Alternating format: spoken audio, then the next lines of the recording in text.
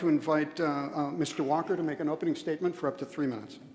Thank you, Mordecai, and thank you to all of you for inviting me to be here today. I'm just going to spend a little bit of time introducing myself and making a couple introductory comments, and then I look forward to not only the first 3 questions you talked about, but to any other questions you might have about education and any other issue affecting the state. It's interesting that I spent a lot of the time in between meetings this afternoon over at the courthouse answering reporters' questions about what happened in Massachusetts yesterday.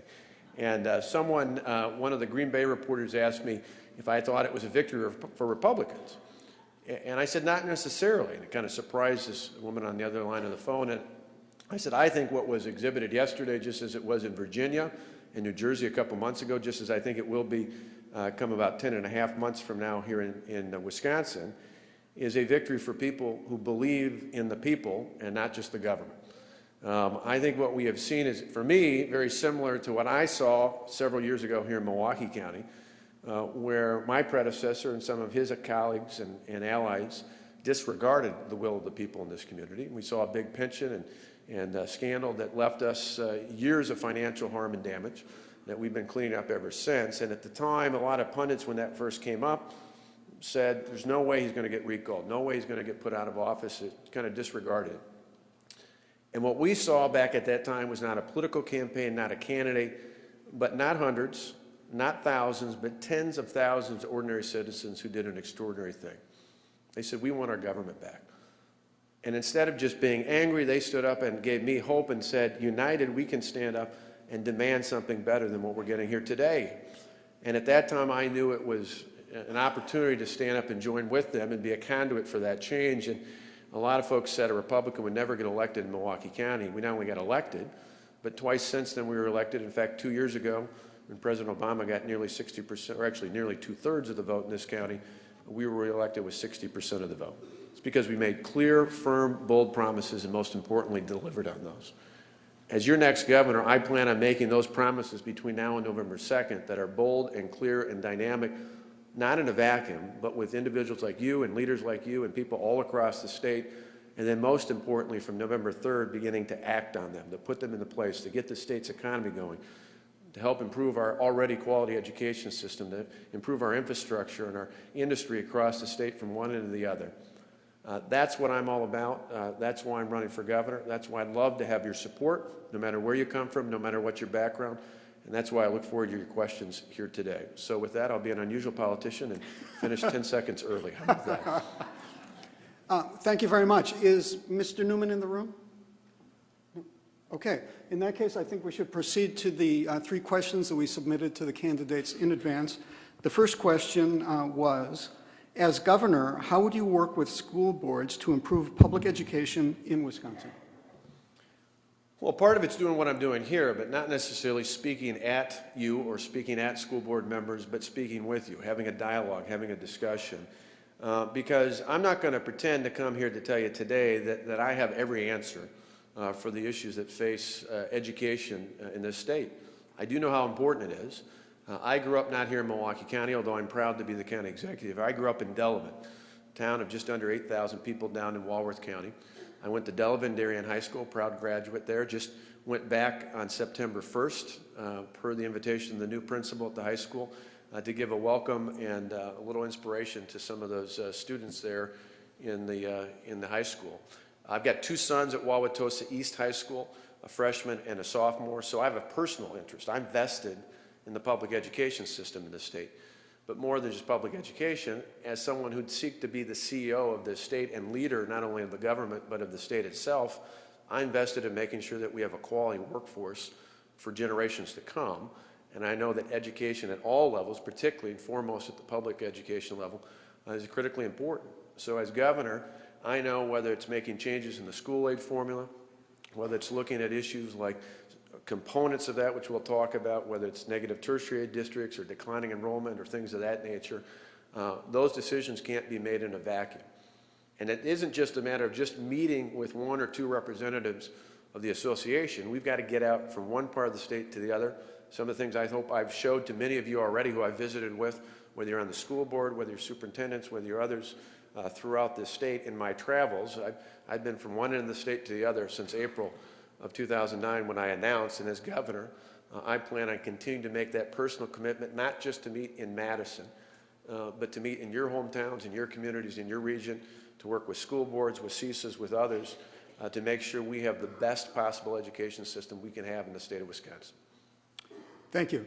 The second question that was shared in advance with the candidates was, school boards and administrators across the state are calling for school funding reform. Specifically, how do you think the state's school financing system should be improved? Well, it's going to take a lot of work because there is no one silver bullet other than the fact that I think there's a pretty general consensus that it's not working properly the way it is now. But when you got 425 school districts, and I know this having served nearly 9 years in the state assembly, for me it was real easy. I live in Wauwatosa. I had one school district, the Wauwatosa School District. But I know most lawmakers have a multitude of school districts, just like they have many municipalities, in many cases many counties. And I know anytime we ever talked about the school aid formula, the big danger in all that was there's winners and losers. And you can't have a system that's not equitable for all, so you got to find a way how to balance that all out and yet still do what's fundamentally important to promote the overall goal of not only a quality education system, but one of the best.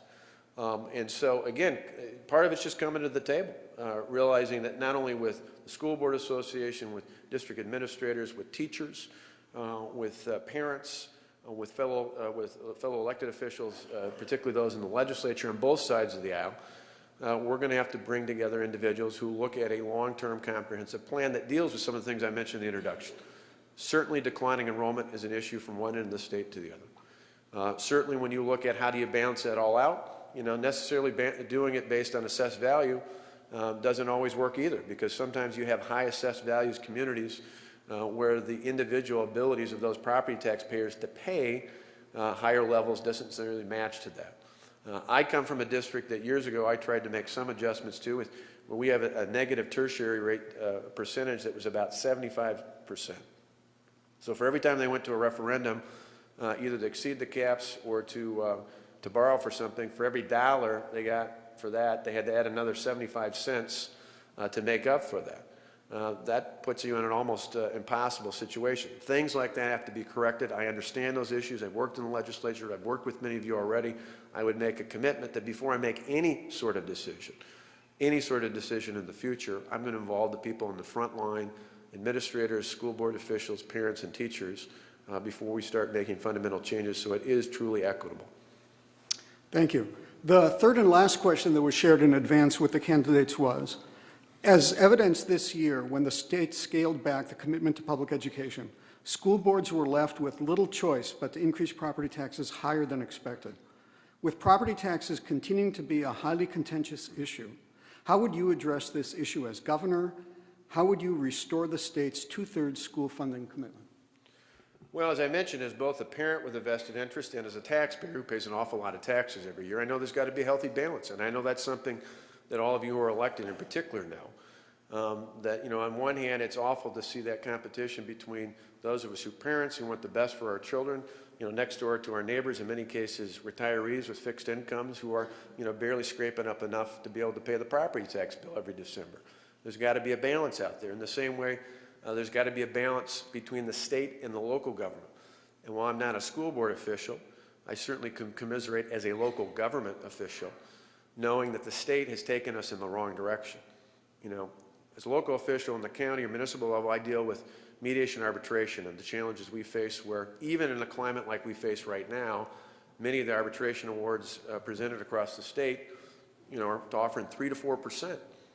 Who in the private sector is getting 3 to 4%? In fact, if anything, they're getting a 3 to 4% cut to keep their jobs.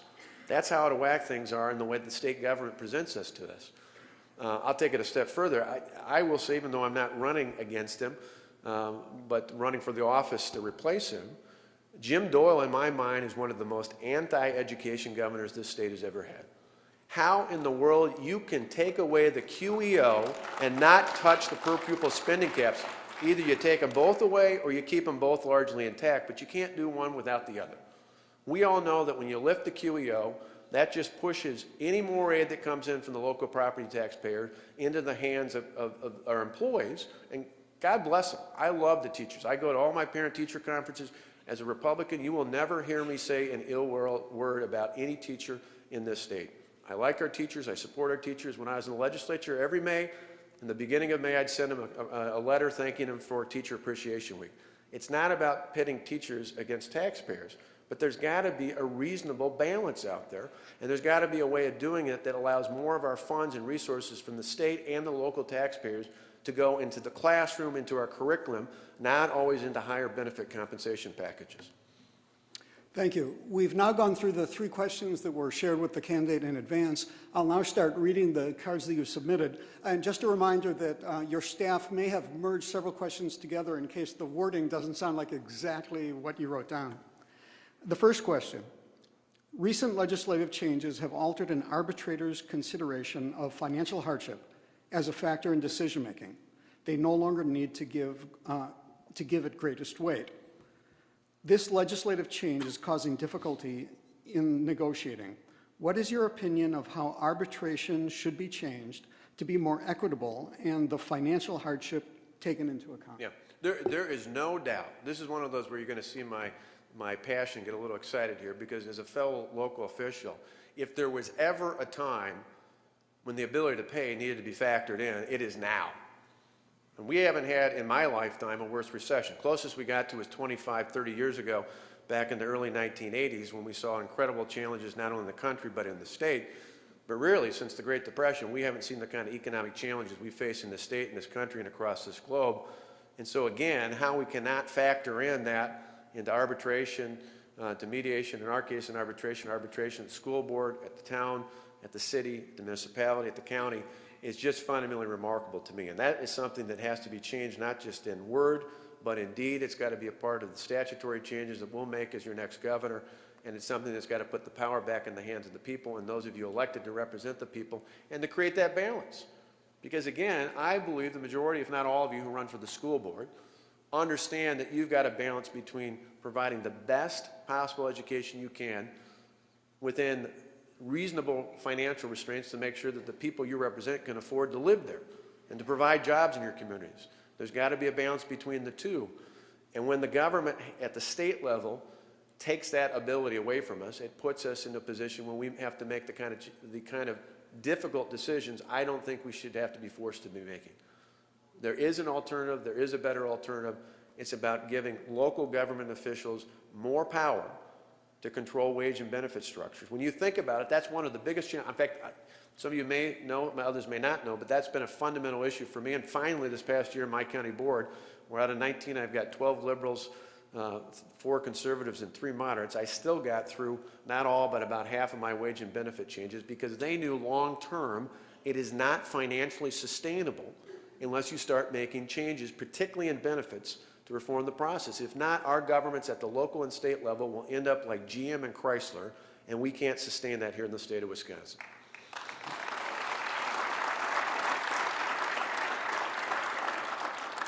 Thank you. The next card.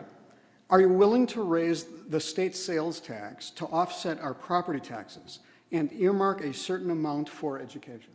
No. And this is the kind of candor you're going to get from me, whether you agree with me or not on this.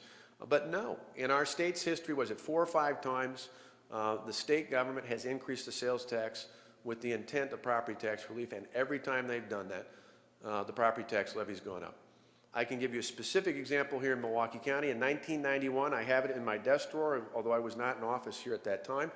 The county government here passed a 0.5% sales tax, and in the resolution it specifically says to lower property taxes. From 1992 till 2002, when that sales tax was enacted, property taxes in this county went up 55%. The problem is the state government just doesn't follow through on that. People are right to be cynical about that. And in a pure world where you could set one, lower one and raise the other, if that could happen, but we have not shown in this state, at least amongst elected officials, the ability to do that.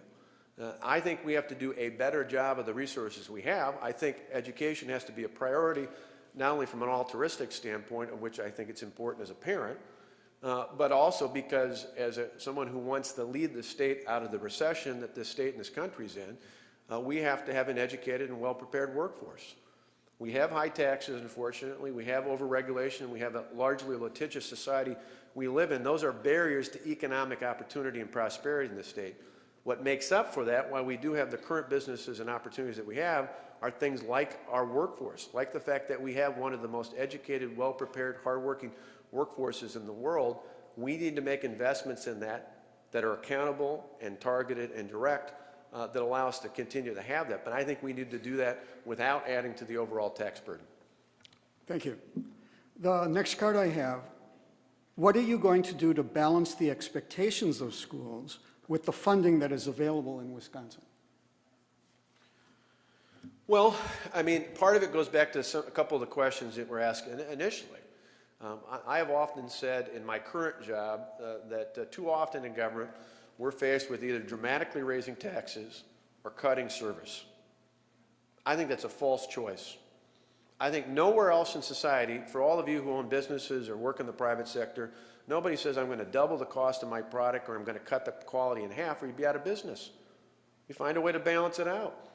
When times are tough like they are right now, you ask a little bit more for your employees in return for the security of having a job. When you use technology, you lose innovation, you lose other things in the private sector to make sure you can balance that off and provide that product. Nowhere else but in government do we say you have to have that false choice between the two. And so I look at this and say, we've got to free up, particularly our local school districts, our school boards, our administrators, others working at the local level, as well as our other local government officials at the municipal and county basis, to give you all the tools in terms of changes in whether it's restoration outright of the QEO or something like that. In fact, one thing I might add, the only complaint that some of my friends who are teachers have had over the years that I think is legitimate about the QEO is that it only applied to them. The answer I give them is not what they want to hear, and that is I think it should apply to municipal and county employees as well. Because in the end, when you look at the average employee in this state pays $3,500 for a family plan in the private sector, and the average employer picks up about $9,000 for the employer share. In comparison, in my county, the plan I inherited that I've tried to change, the average employee under the lowest cost HMO plan was paying $840 per year, and the employer, the county, the taxpayers, was picking up over more than $16,000 per year. How is that fair to tell the guy or gal who works hard all year long and has to put out $3,500 to pay for their own portion of health care costs and then write out a check to pay $16,000 for every employee at the county level, and similar to all the school districts and other local governments out there? There's got to be a balance. We cannot sustain, again, we're headed down a path like GM and Chrysler unless we fix things like this. Thank you. The next card. We know that although on the surface Wisconsin has technically balanced its budget, however, the reality is that we have been living above our means and disguising our deficits. This practice is causing school districts to now suffer. How will you correct this fiscal practice? Yeah, you're right. Well, we saw it this last time. I mean, again, the pro-education governor not only repealed the QEO, he cut $300 million out of school aid. That's because he hasn't balanced the budget the last couple terms. He raided the transportation fund to the tune of $1.3 billion. He raided the patient compensation fund. He even tried to raid the Veterans Trust Fund. A year and a half ago, in June of 2008, this state had the largest gap deficit, generally accepted accounting principle, the largest gap deficit in state history. And if you measure it per capita, we had the largest of any state in the country. Higher than California, higher than New York State, higher than Illinois. We have got to get back to gap standards. I don't know that we'll do it all in the first budget, but over the first term, over 2 biennial budgets, we will get back to gap standards because we have and we must. And we can't balance it not only by cutting aid, but for years, part of how they did it was deferring school aid payments into the next biennium. That is just bad math. You know, anybody who does that in your own life, sooner or later it catches up to you, particularly when the economy falls apart. Now, in my case, what we've done here, we inherited a huge mess. It cost me $60, $70 million a year just to make up for the pension cost of my predecessor passed nearly a decade ago. That's a lot of change. Believe me, it's a challenge. And we have systematically, not through one silver bullet, not through one change, but we have gone through, by 2012, when my building program is done, my outstanding debt will be down 28% from when I took office. The size of my workforce is down 23% from when I first took office, largely through attrition and through some contracting out. 3 months before I took office, my bond rating was dropped, not mine, but the county's. I had it lifted. I have a positive outlook, and while the state dropped their bond rating, ours is actually stable. One of the few, at least amongst counties, is actually doing pretty well. Last year, when the state had the largest budget deficit ever, I had a slight surplus. Now, that's not done easy. There are a lot of times when I have to come to work with body armor and a 2x4, but in the end, you've got to make a clear and early commitment, and I made a very simple pledge when I first ran for county executive. I said I'd spend the taxpayers' money as if it were my own, and I would argue every year I've been in office since 2002, that's exactly what I've done. And if you give me the honor of being your governor, that's what I'll do for the next 4 years. Thank you.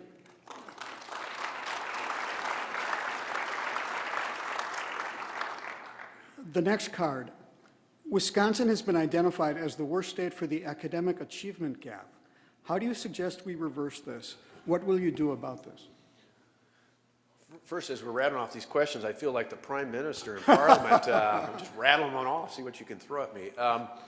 You know, that's a tough one. I mean, there's just no doubt about it. I do think, and whether this question came up, I'll answer it in this regard. I don't think that the answer here in Wisconsin is to turn over here in the area that has the biggest gap, the city of Milwaukee, control to the mayor. I think if you look at any area jurisdiction that has had any limited success in this, you've had two clear things, a clear plan and a strong mayor. Unfortunately, this city has neither. And I said this long before Tom Barrett, who's a very nice guy who I work with on other issues, but long before he was running for governor. And I think that is really a misguided approach. I know many of you have been concerned along the way that that would have an impact and set a precedent not only for MPS, but for districts all across the state of Wisconsin. How do we get there, though? I think it's going to take a combination of things. Some things in terms of resources, some things in terms of governance, some things in terms of freeing up more money not only for districts with those gaps in terms of wage and benefit packages so that more money can go in the classroom. But the other thing I'll tell you quite candidly, and I was surprised the other day to read Bert Grover's column in Wisp Politics, because I don't think I've ever agreed with as many things with Bert as I did in this, but besides the fact he disagreed with the MPS takeover, I said, you know, one of the biggest problems that we have are parents, or the lack thereof. And you can't legislate that. You can lead on that.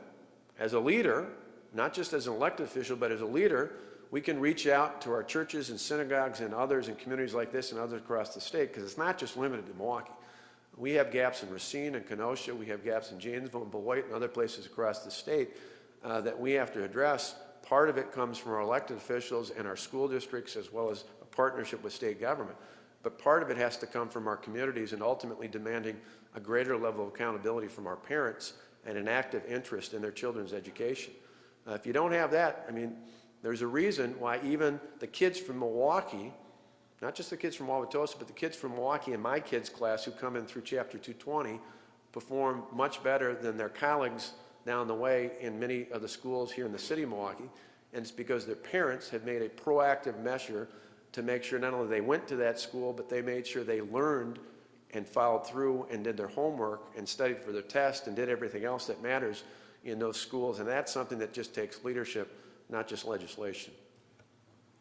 Well, Prime Minister, if you want if you want a minute to take a sip of No, water, I'm fine. we certainly. Mordecai and I used to be on a TV show together, so we're used to doing this, although we actually get to look at each other. On TV, you look in different directions, so I don't mind, as long as you don't mind me drinking along the way. Okay, so now I'm supposed to fill about 10 seconds worth of time so that the county executive can take a sip. All right. Now we're on to the sixth card we've received. What steps will you take to break the Democratic-Republican partisan gridlock that has resulted in state and national avoidance of solving the serious issues facing us? Well, this fits in well. In fact, it fits in well with what I said about last night, because I don't think it was a Republican victory. I don't think it was a Republican victory in Virginia or New Jersey either. I think it was a reflection that people are frustrated. They've had it. They've had it with those in Washington and to a certain extent with those in Madison who think they know all the answers and they can tell everybody else what to do and how to do it. I think you've got to chart out a clear course. One of the best things I did when I first ran for office here is I handed out about 500,000 cards about this big. And I ran TV ads, and I said, as we handed them out and had them up on our internet site, said, here are the things I'll do if I'm elected as your county executive. And I had little check boxes next to each one of them. And the best part is I said, put it up on your refrigerator. Hold me accountable for that. It's almost 8 years later. I still run into people every week who tell me, you're up on my refrigerator. Not only because they did it, but they couldn't believe that somebody actually followed through and did all those things. What I like about that, and what all too often politicians are fearful to do, is to stake out a clear agenda, a clear focus, a clear roadmap for the future, because they're fearful that somewhere down the line somebody may not agree with every component of that. I think people in this country, and particularly here in this state, are hungry for leadership, and they don't need candidates that are 100% pure on every single issue. What they want is people who are 100% pure in what they believe in, and their willingness to move that agenda forward. They're craving for leadership. I've said time and time again, it's not about Republican or Democrat. It's not about whether ideologically you stand on the right or on the left. It's about whether you know the difference between what's right and what's wrong, whether you're ready to lead or you're going to get out of the way.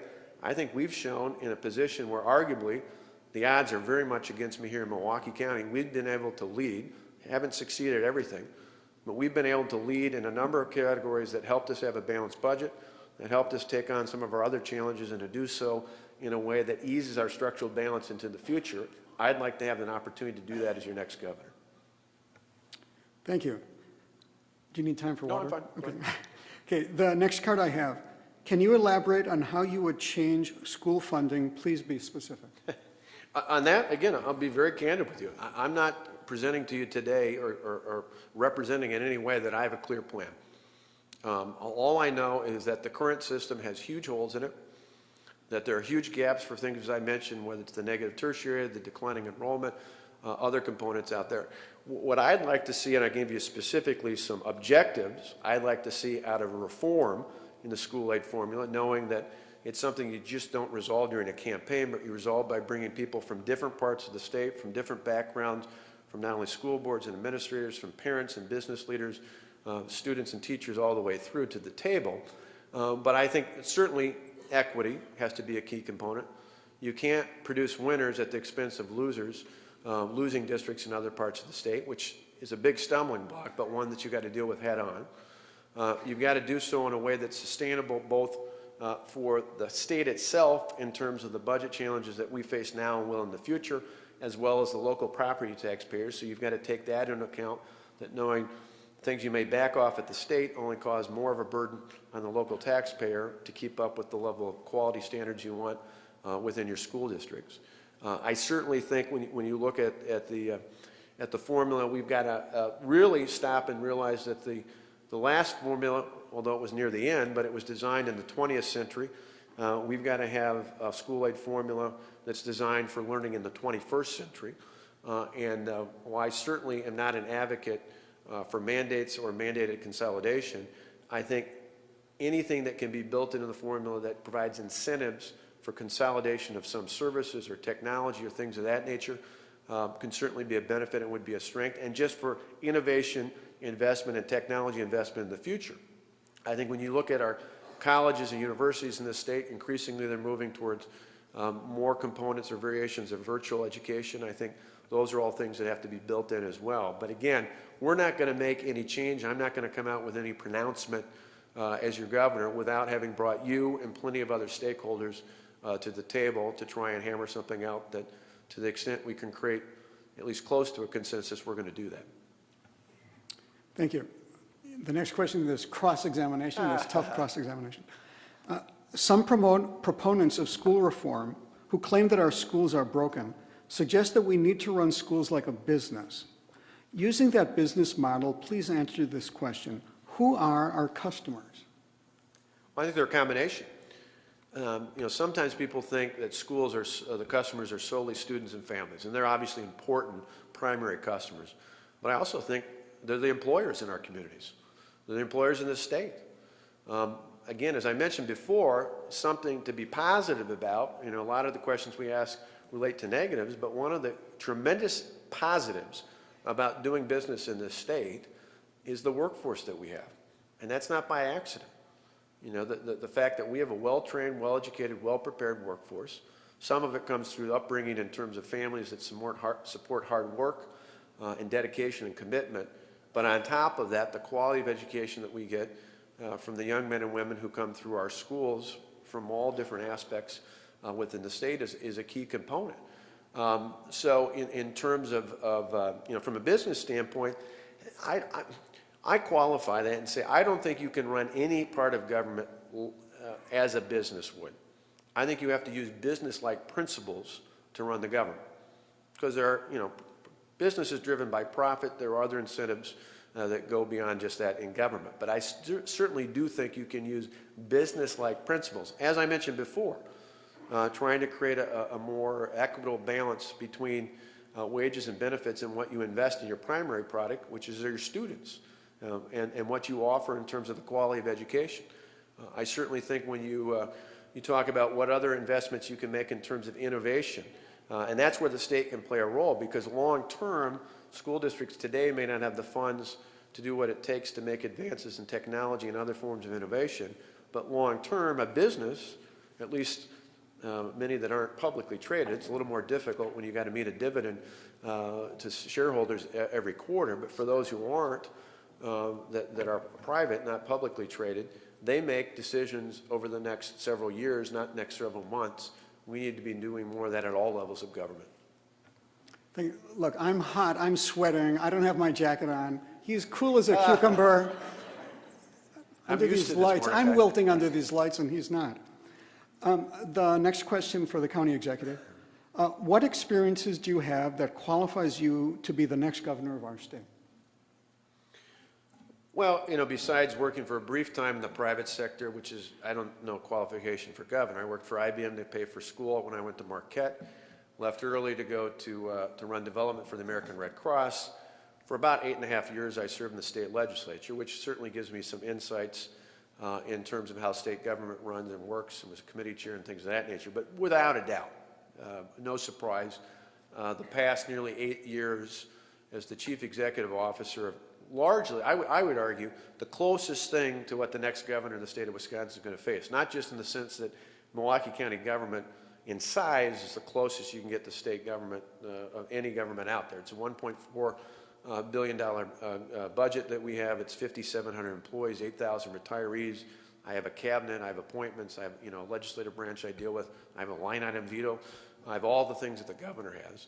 That's just a technical, practical thing. But I would argue more importantly, in terms of what this next governor is going to face in terms of the size and challenge of the budget and other problems that are inherent with this budgetary process, nobody else in this state, be they an elected officer in the private sector, has faced anything close to that.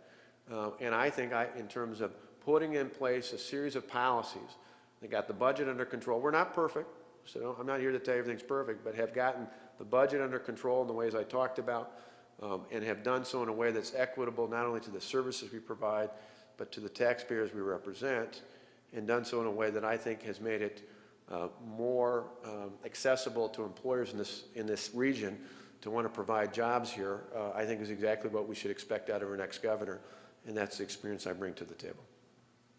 Thank you. I'm on my 10th card. I'm holding 16, and I think we'll cut off the questions there, and depending on what time it is, we'll either Actually, it's good. I got another event after that. I thought I was going to be late, so I might, thanks to Mark, I might actually be on time. Or early? Right. Yeah. The 10th card. Would you support reducing or eliminating campaign contributions? Reducing or eliminating? Boy, I'd love to not have to campaign. Fundraise and just spend time out there. I don't know how you do that. In concept, it's good, but there's a little piece of paper called the Constitution that largely, and I'm not a lawyer, but I've seen repeatedly, makes it very difficult to restrict and limit those contributions. I think the best thing you can ask for is disclosure and accountability. I have no problem telling you who gives me. In fact, I disclose it on the internet. It'll be up before February 1st. The first half of last year, I raised $1.1 million. That was $200,000 more than Governor Doyle. It's one of the untold stories about why I think the governor got out of the race was an incumbent governor in the middle of the budget was outraised by a challenger. But it wasn't the dollar amount that I think drove him out. It was the fact that 75% of those contributions came from people who gave me $50 or less. $50 or less. It's not the big dollars. I mean, there's a person here or there. And this next report will have probably twice as many donors, and will probably be over 2/3 that are $50 or less. Probably close to 80% are under $100. So I have no problem standing on the fact that I think the majority of people who are supporting my campaign across the street, or across the state, are people who live down the block from you, who aren't big vested special interests, but are people who, like many of you, who are concerned and frustrated about where the state's been headed over the last several years, and want somebody who's honest, who's direct, who's bold, and most importantly, who's going to follow through on those promises. And I think that's the best thing you can hold people accountable on. Campaign contributions only become a problem when candidates aren't willing to spell out where they want to go, and more importantly, aren't willing to act on that once they take office. Thank you. The 11th card. Would you be in favor of State Representative Brett Davis's proposal to bring teacher compensation increases in line with revenue limits? I know Brett and think well of him. He's obviously one of a number of great candidates running for lieutenant governor. But I honestly, I follow a lot of things, but I don't follow specific pieces of legislation. So I guess I'd have to look at more closely. I think, being able to reward teachers that excel in the classroom is certainly a good, noble idea. I also know that there's got to be an equitable way of administering that in a way that doesn't break the bank for local school districts as well. So those would be my criteria in terms of looking at something like that. But in terms of the specific bill, I don't know the specifics of that. Okay. The next question relates to the state funding formula. Yeah, sure. In 1993, with the advent of revenue limits, districts that had a higher than average cost per pupil have had a distinct advantage. 16 years later, because they've been adding, I put a pause in there, 16 years later, because they've been adding to that higher base, would you be willing to equalize the base somehow to make it fair for districts that began with a lower than average cost? Well, there's certainly, again, I talked before about, one of the guiding principles being equity, and that's got to be built into that. Again, the devil's always in the detail on how you administer that. Do you administer that by taking those at the high end and crunching them down, allowing the others to go up? Because if you do, there's a lot of people who would say, hey, wait a minute, particularly if those districts have gone to the voters to exceed the revenue limits, and now the community's, taken a vote to say we want to be at this level, and now is the state going to push them down? I say that just as an example, not as an argument against the premise of the question. But I do think there's got to be a balance out there, because I've talked to a lot of school districts, a lot of school board members, a lot of administrators over the years, not just as a candidate, but in the assembly and now as the county executive, who bring up that very point and say, how fair is that? We've done a good job. We were very careful in how much we spent. And since the early 90s when the caps were put in, we've been penalized by that. And because we come from a community where that is honored and respected, it's pretty difficult to say lift the caps to allow me to go catch up with where our neighbor, a county over, was at that particular school district. Again, I can respect and I can empathize with that. How you get there, though, I mean, with everyone, it's like squeezing a water bubble, or a balloon, I should say, a water balloon. You got to be careful that to solve one thing here, you don't create another blurb out here that's even a bigger challenge than the one you're trying to fix. That's why, again, not just having WASB and others as officials at the table, you've got to have a diverse mix of school board officials, of administrators, of stakeholders in general at the table when you start addressing these changes in the school aid formula. And you can't just do it piecemeal, I don't think. I think you have to do a comprehensive overhaul where you take everything into account. And I think, candidly, I don't know that that's something that will be able to be accomplished in the first budget, not only because of the time, but I think you have to get to a point where we can get this economy going, which in turn will bring more revenues into the state budget so that you can hold harmless some of these districts that might need to be evened out. And we certainly don't have the revenue to do that at the state right now. I mean, we start out with about a $2.2 billion gap just from the hole from this governor plugging in stimulus aid to fill in the school aid deficit and the Medicaid deficit. As your next governor, I'm going to be faced with that right off the bat. So I'm pretty direct, I'm pretty candid about making promises about spending and formulas, that may not be something that we can address in it's still the first term, but probably in that second biennial budget when hopefully the other actions we've taken have gotten the state's budget not only on track, but helped fuel the economy in the private sector to get more jobs in place, which in turn bring more revenue into the state government in the future. I've got 5 more cards. Sure, Are you okay on time? I'm easy. Okay. This is kind of fun, actually. Where do you stand on school choice and vouchers? I've been a supporter. I was a co-sponsor when I was in the legislature. One of the great myths that many of you probably have heard over time is that it takes aid away from other school districts across the state. It's actually quite the contrary. The money comes out of the Milwaukee formula, and so MPS spends about twice what the voucher schools get here. And so for every kid that goes into a voucher school, that's actually more money that goes into the school aid formula across the state of Wisconsin. So while I certainly believe that there has to be other things, because the one thing the mayor and I agree on is the status quo in MPS is not acceptable. I just don't think the mayoral takeover is the right response, but I do have some variations of other things I think need to be done. But along with that, along with doing things that support public education here as well as elsewhere across the state, I do think for those schools who participate within the Milwaukee Parental Choice Program that have been successful, I think it's valuable to lift the caps that have been in place because, again, if more kids go in, that's actually more aid that's available to school districts across the state of Wisconsin, as well as I think it's a good product. I don't think it's exclusive. I don't think it should only be through choice or charters. I think there are many great public schools within PS, the Montessori school, the emergent schools, some of the other specialized schools. I think we've got to figure out ways to emulate their successes. And I think in turn in doing that, that allows greater resources to be spread around school districts like yours around the state of Wisconsin. Thank you. What would be your top 5 priorities as governor? I don't even need to say 5, there's one, the economy. Fundamentally, if we don't get the economy right, nothing else is going to matter. Now, that doesn't mean there aren't priorities within it. I often say much of our discussion in this campaign will be the same as it will be during my tenure as your governor, and that is almost like a wheel. In the center of the wheel are jobs, and then there are spokes that come off and lead into that. Excuse me. Everything from education, higher education, infrastructure, agriculture, power, healthcare, those are all spokes that lead into jobs. But everything we do and talk about will one way or another have to tie into what is the impact in terms of helping this state get its economy going. I mean, for me, really our fundamental priorities, particularly early on, have got to be what does this do to add more jobs to existing employers in the state of Wisconsin, and what does this do potentially to add additional employers from outside of the state's borders into this state. Because if you get that right, if you add more jobs, if you fuel the economy, if you get those things working, everything else on those spokes works.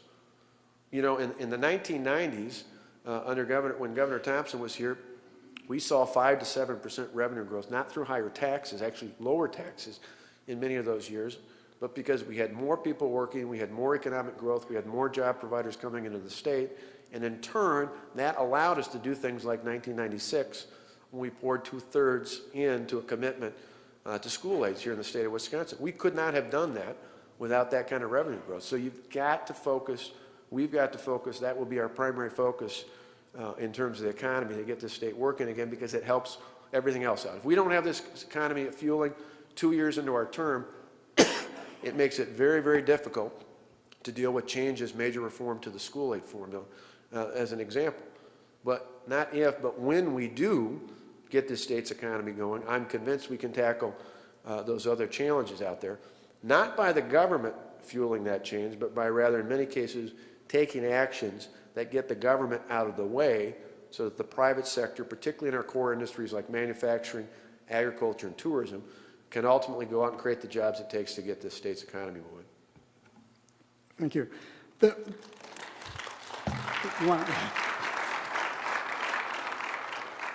Let him drink his water, right? No, that's right. I'm using okay. the drink. Based on your last answer, the next card was about economic development, but based on your last answer, I think you've addressed that. Oh, I don't mind talking about it again. Oh, great. Then let me read it. Sure. Building our economy as a state is dependent on developing a favorable environment for business and innovation. What can you do to affect that environment in Wisconsin? Well, there's no doubt. And in fact, this is where Again, the mayor who I like, but he and I have two very different views of the world. Mayor Barrett in the legislature, in Congress, and now as mayor has really staked out his career in office, raising taxes and expanding the scope of government. I spent my entire career doing the opposite. And I think that one of the great things we can do in this state, whether it's easing the tax burden on employers and individuals, whether it's easing the regulatory burden, which is probably as challenging to many of our small and mid-sized employers as even the tax burden, or easing the litigation in this burden. I think those three things, and possibly health care, depending on what happens at the federal level. For a while there, I thought we were going to not have that as an option. After last night, I have a feeling we may very well have that as an option, but not for coverage sake, because about 92% of the people in this state are covered. It's not to write off those 8 or 9%. We need to deal with that, but we don't need to fundamentally, radically change the healthcare system and put it in the hands of the government to solve that 8 or 9% challenges. We instead need to find a way to make it more affordable for our small and mid-sized employers. Ease the tax burden, ease the regulatory burden, get the frivolous lawsuits out of the place, and allow for a system where healthcare is more affordable in the state of Wisconsin, and by virtue, by making it more affordable, you make it more accessible. If we do those things, I have no doubt we can and do those in a bold way, and we're going to lay out not just today, but more details as the campaign goes on, specifics as to how we plan on doing that. When we do that, I am convinced, just as other states that have had great success in that regard, we will fundamentally change the economic climate in this state. And while I'd like to have new employers coming from outside of our borders, I'm going to spend the overwhelming majority of my time focused on growing existing jobs from existing businesses in the state. When I went to school and I worked at IBM, they taught us to spend 3/4 of your time with your current customer base and 1/4 trying to get new ones. You know how, Sullivan, you know this down with your business and retail. If you don't worry about your current customers, they're going to take off and it's twice as hard to get them back. That's true with businesses in this state as well. We need to nurture and focus and put attention on them in a way that tells them, we want you to do business and here's what we're willing to do to make it possible. And we don't want to do it one business at a time. I don't want to have any more Mercury Marines in the world, because we should have never been in that position in the first place. We should have had an economic climate in the state that made it affordable and accessible and willing to be here from the first get-go on. And when, not if, when we do, all the other things, the incredible workforce, the great employer base, the tremendous natural resources, the great quality of life that we have here, those are all strengths that we already have. When we do the other things to get government out of the way, I'm convinced we're going to get this economy moving forward. Okay, thank you. The second to last card, or because I'm a professor, the penultimate card. You guys pay me to do something. That's good. I memorize big words, right? You were practicing for that one in advance, right? It took me a week. Here's the question. Do you envision the return of 2/3 funding of public K-12 education? I voted for that when I was in the legislature, in the budgets, I mean. Budgets for included that, so I certainly would aim to do that. But part of that would mean that I'd aim to do that not just by writing a check out, but changing, be it through a QEO or for some other variation of that, allowing you the tools to keep costs in control, because I'm not just going to write a blank check to get to 2/3.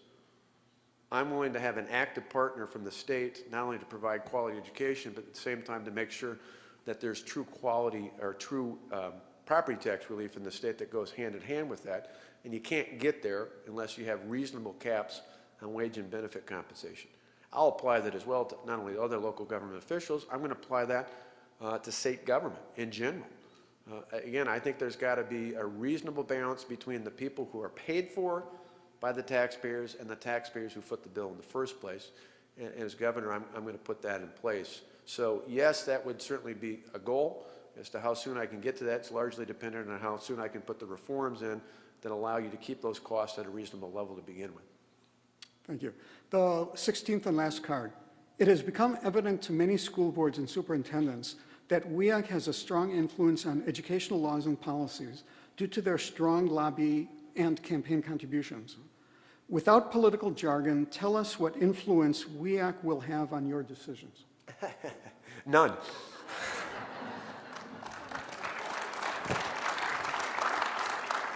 Now let me qualify that, though, lest you go out and say the teachers aren't going to have any influence on me. There is a fundamental difference between WEAC and the wonderful teachers who teach our children here in the state of Wisconsin.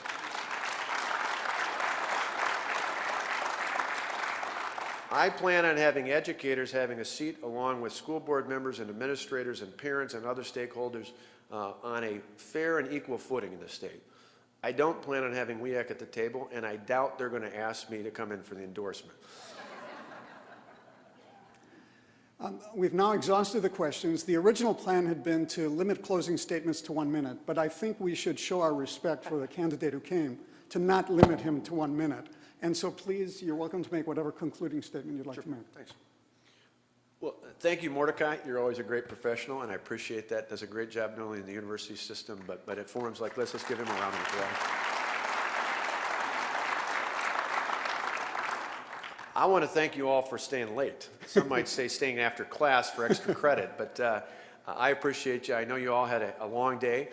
Started out, for many of you, 7, 8 this morning being here. I hope you're having a good time in Milwaukee County.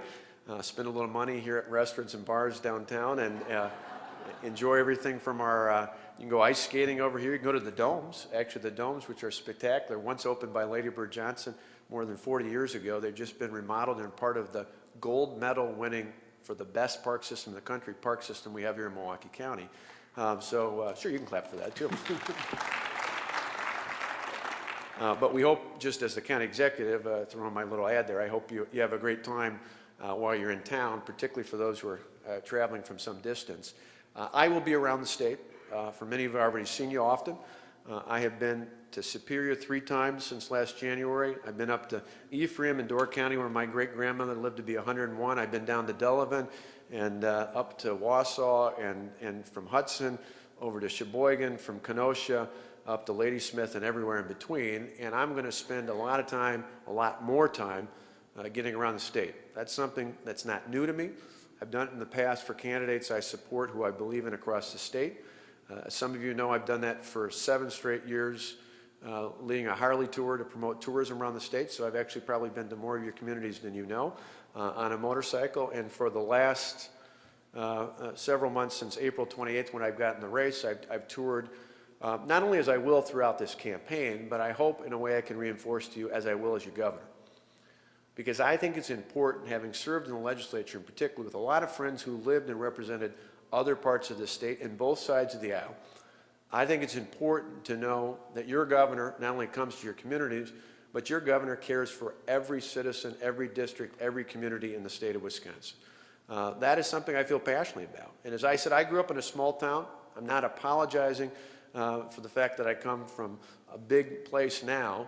I think Milwaukee County is very important. But I don't think that importance or the importance of Madison trumps that of any other community or area of the state of Wisconsin.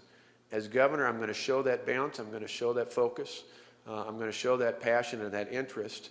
And I'm going to show, hopefully, in a way that shows that the ultimate people who rule are not this group or that group. They're not even other elected officials.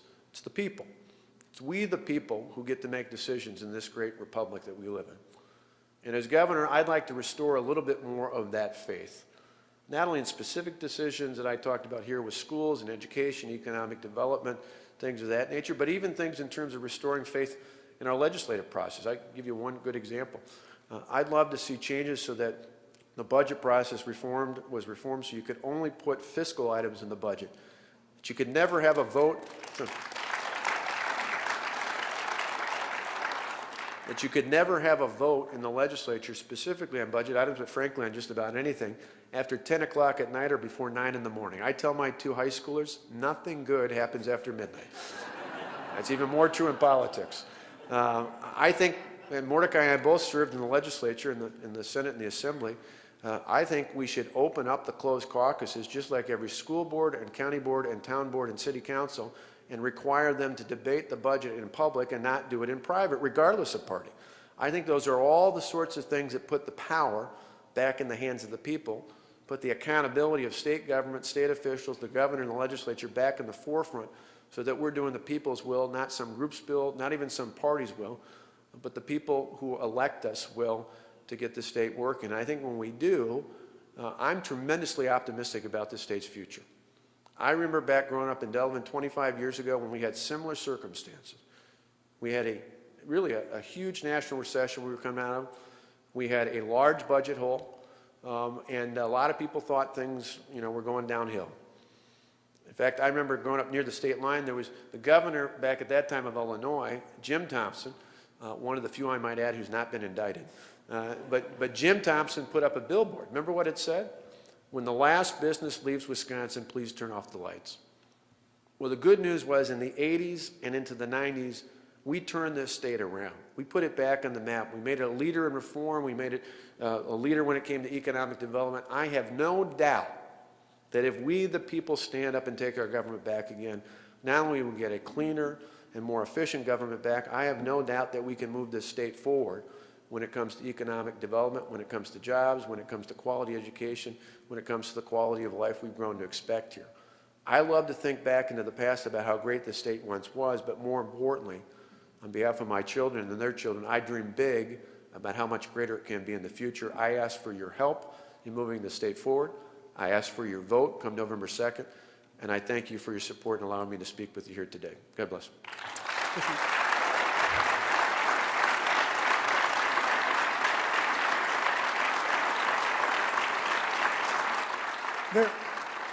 There's a quip that's attributed to Woody Allen, although it's probably really from someone else, saying that half of life is showing up.